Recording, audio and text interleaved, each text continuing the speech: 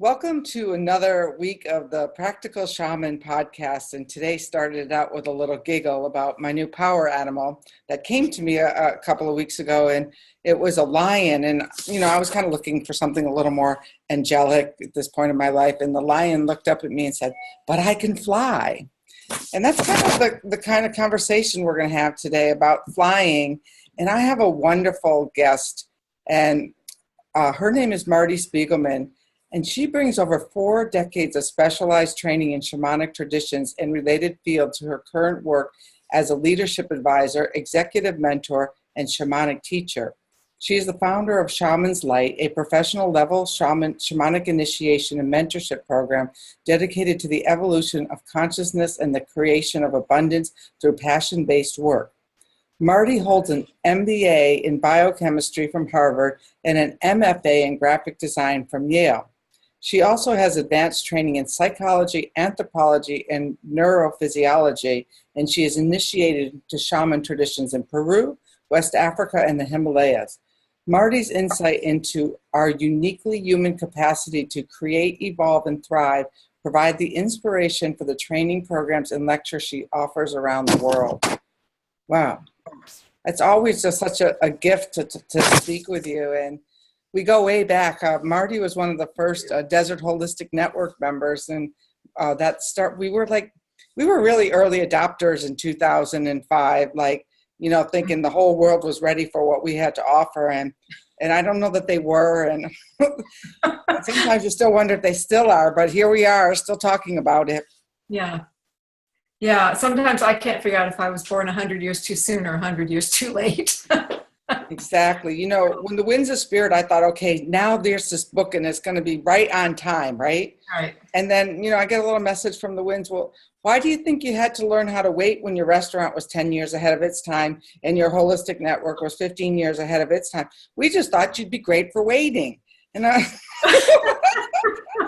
Well, it's interesting about time, because I think a lot of people, when we were coming up through the ranks, a lot of people were rushing at this. And as you said, we all thought everybody was ready for it. And that dissipated. People really, really weren't ready. And I see a lot of this, people really rushing in and wanting to say something and getting stuff out there. And then it feels like we're being asked to wait. But I think what is actually going on is that we're being forced into a different relationship with time itself. It isn't about being here and getting there. It's about, the image I always have is that modern consciousness runs on flat maps. And so we're at point A and we have to get to point C by going through point B. And when we get to point C, we start over. But I think what universal consciousness is doing is kind of unfurling the map into 3 dimensions. So instead of us being horizontal, it's saying, no, you don't travel this way. You be the axis this way. And spirit and the universe runs through you vertically and comes out of you like a fountain. And so you spread in all dimensions in the world. So you don't have to go anywhere, but you do have to learn how to be upright and let these dynamics work this way. That is so interesting, because a couple weeks ago for the summer solstice, I did this exercise about a wind spin. And somebody goes, "Oh, no, that's like a process somebody else taught years ago." And I'm there like, no. And I couldn't put it into words that it was the vertical clearing instead of the pulling out horizontally. And you just gave me like fuel for the next book, so I'm thrilled. Thank you. Fantastic. So both you and I agree that shamanic wisdom and is practical wisdom. And so let's talk a little bit about that, because one of the things people like to do is separate. I'm now doing my shamanic work and I'm now doing my personal work. And no. Once that separation dissolves, the everything is possible. Right, exactly. People say exactly those kind of things to me. And I say, the first thing I say is, let's take out the word shamanism. Because I think that creates a kind of separation. People say, I'm this or I'm that. I'm this or I'm that. That's why they have to do their shamanic work here and their other stuff there. the people that we moderns call shamans, the shamans were simply the keepers of consciousness of their culture, their village, their culture, depending on their role in the larger collective. They were the experts in using perception and awareness to maintain well-being in their villages and in their countries and throughout their culture. And the really great shamans, I'll continue to use that word just for convenience, but the really great shamans were not only in charge of their current time and consciousness and well-being, emotional well-being, social well-being, the well-being of the crops and the herds, everything. They were in charge of creating continuity, of bridging the wisdom forward. So the next generation would have it, the next generation would have it. And not just the same wisdom, but as each season passed, they would learn things. This is what humans do. We discover, we learn things. So they would add to the wisdom base. They wouldn't replace wisdom. They would add to it and evolve it. And this was passed on. This continuity of conscious living, well-being, is what quote-unquote shamanism is really about. And to do this, yeah, you have to know where the sun and the moon are. You have to know what the weather's doing, hence the wisdom of the winds. You have to be able to read the coastline. If you're a northern shaman, the northern shamans used to be able to see the coastline by looking at its reflection in the clouds. And they could also see what the ice pack was because the clouds would be a different color. We can't do that now. We have no idea. They could listen to the way the water meets the shore and understand where the storms were on the ocean and what kind of fish would be brought in and so on. So this business of shamanic culture, it's not esoteric, it's not woo-woo, it's just the best of human wisdom. And I often just call it indigenous wisdom. So it is for practicality, it is for consciousness. And I mean, another thing I always tell my students is that consciousness left to its own devices, in other words, it's a force bigger than humans, it doesn't belong to us. Left to its own devices, it does nothing but produce states of fulfillment with the internal momentum to produce more. So yes, we need it. And yes, this is what we're doing in the world, is helping people remember. And both you and I we have a lot of similarities that we both work with business executives. And last week I was telling this executive who's at, more the 50s age-ish, I said, your job is to help the next generation of leaders become informed. Yeah. And I mean, to step back for a minute, I'm thinking like it's our responsibility to understand where they are, right? Is that kind of what you were saying in terms of that consciousness expanding? Because there's a different consciousness on the planet. Yeah, well, I like the way Max Planck said it. He was a great physicist, for those of you who haven't heard his name. But Max was apparently one day staring at the model of an atom. And he was remarking on how it looked like the universe and it was so amazing.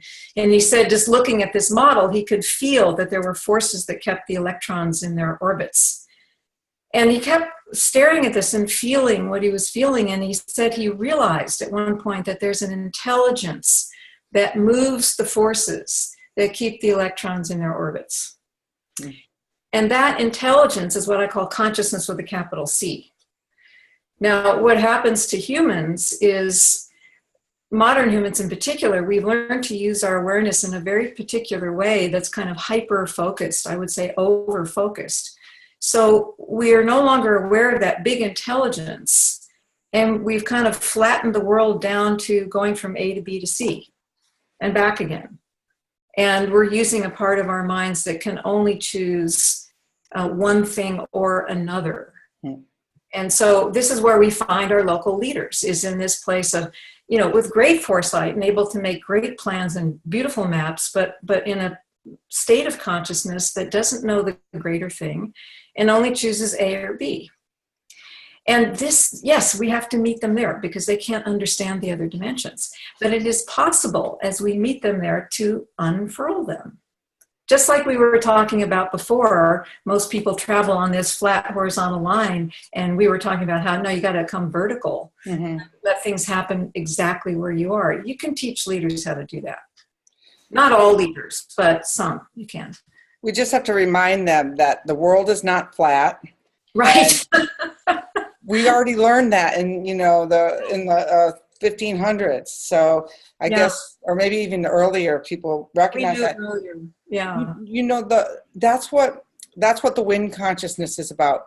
When I first entered into this wind consciousness, is that wind was here at the beginning. So wind, I thought, I'm going to get all this cultural appropriation and all of this stuff. And the winds kept saying, Renee, we were here first. We were here first. Yeah. People heard our messages on the wind, and then they adapted them for whether they were in the North Pole and they needed to see things this way, or the jungle and they needed to hear things, move things another way. And so how would you say that we get the modern leaders and educators interested enough to hear the wind? What I think is, this is really what I've been taught by Indigenous elders around the world. I think, first of all, consciousness is experiential. And so to know the wind, you have to experience the wind. When we're thinking like modern people do, all we do is think and focus on words and thought forms and all that stuff. When we're thinking, we're not actually experiencing. We're not in a sensing relationship to the world. So the most important step, the first step, is the hardest step with modern leaders, whether they're in business or governance or education, whatever. The most important step is to get them into experience. So I always imagine these two parallel tracks. And on one track, you can imagine it, the left track, traveling ahead of yourself. On one track, you're only in sensing experience of the world.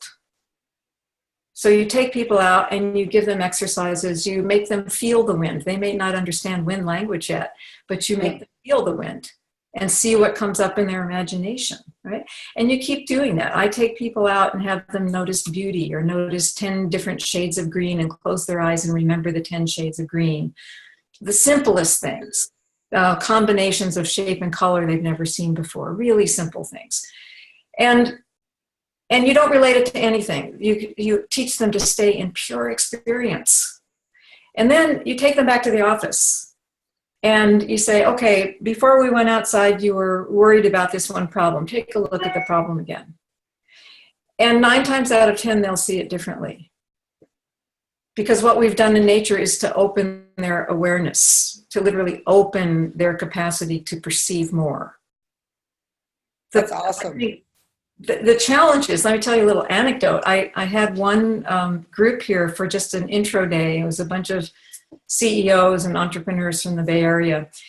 And I gave them the go out and notice beauty exercise. They were just supposed to notice beauty and come back and talk about what was beautiful. Was it the color, the size, whatever. And this guy, young entrepreneur, young CEO, comes back from out of the forest and he's holding in front of them this tiny woodland orchid, which he really shouldn't have picked, right? It's like this rare plant, right? But he's holding it out in front of him and his eyes are bugging wide open. He walked right up to me like this and he said, "This is scary."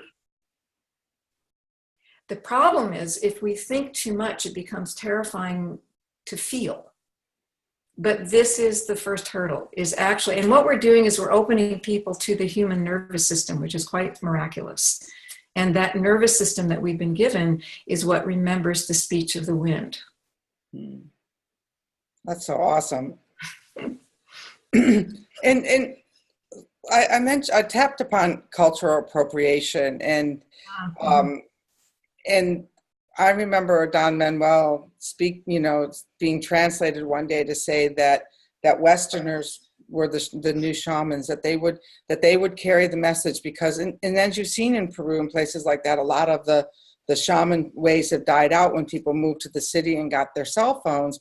So the question becomes are we limiting this idea of what shamanism is or isn't to the point where we're not giving people the opportunity to step in and actually have this ongoing dialogue with nature. Yes, a resounding yes to that. Don Manuel's generation of Ultima Sioux in Peru was really, I think, the last great generation of Ultima Sioux. And it was quite a radical vision that he had, and he was ridiculed for it. But he said, our way is dying, our timing is dying, and we need to pass this on. So it's going to be the people from the north. And he was correct about that. And I think he also was correct in saying, as I've heard so many indigenous elders say, that this wisdom, it's the wisdom that we need, not the form, right? We're not supposed to put on ponchos and beaded hats and shake rattles. We're supposed to take the wisdom itself and apply it in our world which we've created. So we're going to be taking timeless wisdom and creating new outcomes with it, because it's never been done in our world before. So this is not appropriation of a culture. This is the normal continuity of wisdom that human cultures have been engaged in forever. Passing the wisdom on. Don't lose the wisdom. One of the mountain spirits we work with said to us, don't forget what you already know. Right? So we have to. Yeah, we have to carry it on. And I think there's... it's a little bit of silliness to my mind when people start worrying, oh, you're appropriating a culture. This is human wisdom. And in particular, the wisdom of the Andes and Central America, this is of the Americas for the Americas. It's a very particular transmission of wisdom, and we need to open it up to people. And when I got into the research for the Winds of Spirit, I'm grateful. You don't even imagine how grateful I am for the people who wrote those songs, and and even the missionaries who were the first to be able to write down what was going on. Whether or not how it was appropriated from there, that's a whole different day. But where did this wisdom access come to? It's like all of a sudden, the like you said, a vertical access, a doorway opened up, and Google, I mean, for all intents and purposes, Google digitized everything and made this kind of research possible, which would have probably taken a lifetime or 2 years, in the past. So we're not saying, and I believe that you're not saying we can't turn our backs from technology. Mm-hmm. And so how do you incorporate that into your world view of your work? How do you use these mediums and the traditions to empower our leaders who need it? Yeah. Well, first of all, let me just repeat again that what we modern people are tasked with is bringing the original wisdom forward, the principles, the technologies, the basic teachings of these traditions, because these teachings have kept civilizations alive for tens of thousands of years. The only thing that hasn't happened yet is the pure teachings have not yet been applied to our world. So that's number one. Number two, I remember sitting in a session with the mountain spirits and the Ultima Sioux, and one of the mountain spirits said to us, somebody was complaining about it's too hard to get together, and the mountain spirit said, you have the internet, use it. So, we use the internet to do teleconferences. I do a tremendous amount of consulting and teaching by teleconference, by webinar, by telephone. Look at what we're doing right now. The local, the word is IU, the local community or group or the modern group is not local. So we have this connectivity that we've invented, the internet. It's kind of the nervous system of the globe for us now. So why not use it? I don't see it as an impediment. So for business people, I'll put them on the telephone.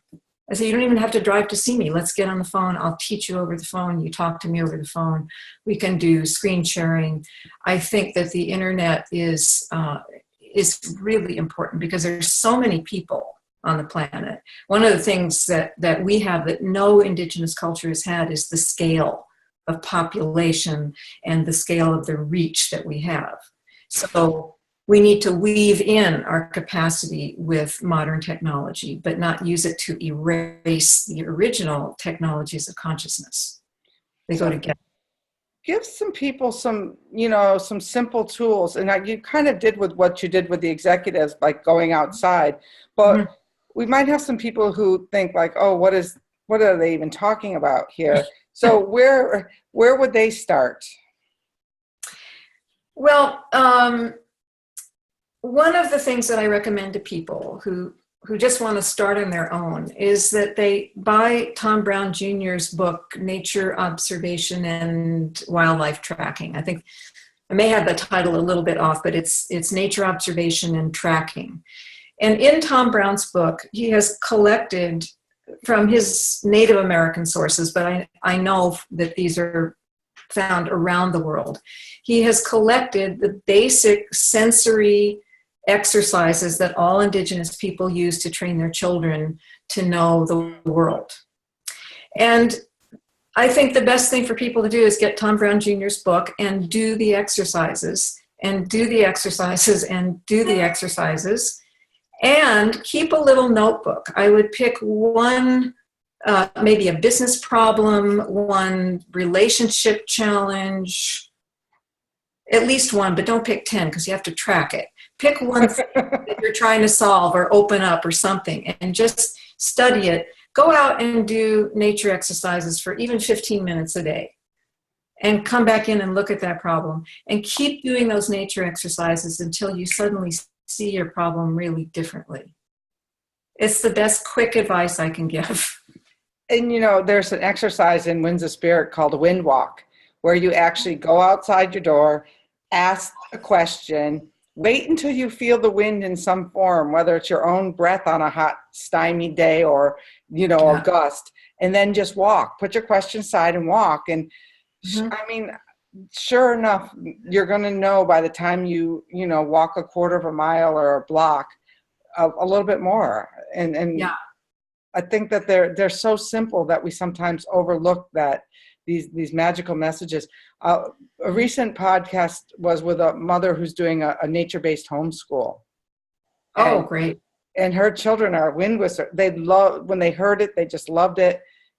So I think that if we can inspire and awaken that breath of fresh air in young people, and I think some of them already have it, although we have time for another question. And the one that I would like to ask you is, I think that we're having a crisis of faith in this country at a global level. And do you agree with that? And how do you think that shamanism or indigenous practices can help restore us to our humanity?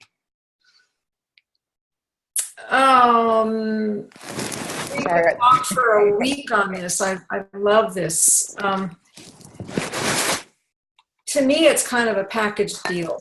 If you go out and spend time in nature, I would really suggest having a precise exercise that you're focused on, because otherwise the modern mind will go someplace else. But if you learn to spend time in nature and experience nature, feel the energy of the earth, feel the wind, do some of Tom Brown's exercises, it will change you. It's really a package deal, because those exercises, what they're doing is changing how you use awareness. And so it changes what you are aware of and what you are in relationship to. I think we could say there's a crisis of faith in our country, but I also think if you look at what is working, there's a tremendous amount of consciousness rising.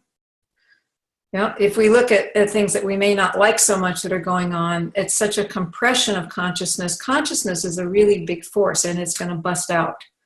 And it will bust out in people doing the right thing. It will bust out with new energy. And so I kind of think this is the big compression that we needed in order to burst through to the next level. But going back to nature, this is what all Indigenous people will say: you can't forget the earth. You have to be in relationship to the earth.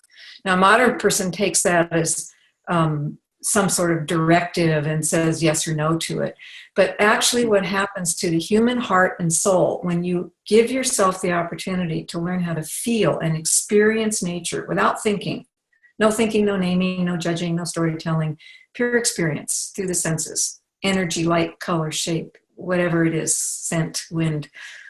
It changes your consciousness. And then you become a person who is connected collectively, connected to the greater thing. And then your decisions, your priorities, your heart is all geared to the things we're looking for, which is love and collective abundance and evolution. It's how we be more than what we do. And that's so true, because throughout history, you find that that we've always sought, Yes. there's never, like, the earliest cave drawings show that people were trying to locate themselves in this time and space coordinate, not like somehow it went horizontal, as you said, but it was always a vertical and horizontal axis. And exactly. Yeah. And this mark, this equidistant cross, is important in all cultures. Mm-hmm. And I always say to my students, this thing in Quechua, this is called pacha. It's a coordinate in space-time. And we exist right in the middle. So if you take this hatch mark and you rotate it in space and you put a vertical axis through it, you get a 3-dimensional hatch mark, and that's what a human being is. And we are that vertical axis. The universe flows through us, creates through us, and we have to be present to that. I always say that you have to navigate your ship from your own wheelhouse. And that's what it means. It means that there's no other place in the world that you can navigate from. Exactly. Yeah. So tell us where we can find you and all of that good information. And if there's one last thought you'd like to leave everyone with. And okay, well, you can find me. I have 2 websites. One is the Shaman's Light website, which is actually under my name, martispiegelman.org. On the training and products page, there's a link to my online courses and some recordings of me being interviewed similar to this. I think they'll be interesting for people, especially in business. And I'm also in a documentary called Insae, INNSAEI, on Netflix. It's a wonderful documentary on intuition. And my other website geared more toward businesses is called Awakening Value. It's awakeningvalue.com, and that describes some of the consulting that I do. Great. So that's where you can find me. And I'm in California. I have a long-term shamanic training program. It's really a consciousness training program for entrepreneurs and individual professional people. So you can call me and ask me about that, or email me at shamans_light@mac.com. And I think a thought I would leave people with is, I always think of Don Manuel. And one of the things he said to us always was, the closer you are to Pachamama, the earth, the better off you are. So simple. Yeah. Mm-hmm. We were so lucky that we were of the early adopters who got to meet Don Manuel, and he actually blew my rights into my head. Mm-hmm. And I was like, one of the few people who really, I was one of the few people who had that experience, and then I was informed that it would take me a long time to grow into the seeds that had been planted. Yeah. Mm-hmm. And here I am 25 years later. So. Yeah, all of us, right? Right. Well, it was such a delight. And maybe we'll come back and talk about this faith question with me. And we could certainly have many good conversations. And I'd love to have you back on the Practical Shaman podcast. And this is a weekly podcast. And I'm bringing to you all things shamanic, which gives me a lot of leeway. It's wonderful. Thank you, Renee. It's been great. Have a great day. You too. Thanks.